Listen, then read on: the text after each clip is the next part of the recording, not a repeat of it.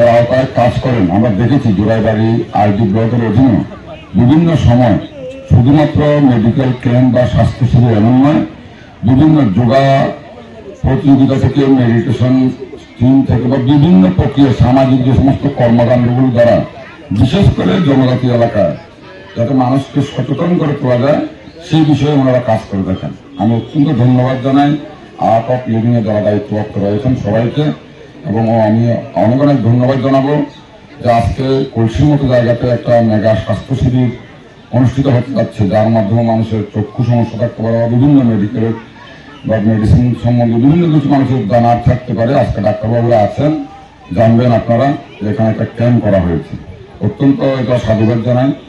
আর বিশেষ করে art of living দ্বারা আমরা জানি আমাদের কোয়াইফান থেকে শুরু করে বিভিন্ন যে সমস্ত আমাদের এডিসি ভিলেজগুলো রয়েছে ওনারা প্রতিনিয়ত কাজ করে যাচ্ছেন এবং সেটার কিন্তু কাজের আউটপুটও কিন্তু আমরা দেখতে পাচ্ছি।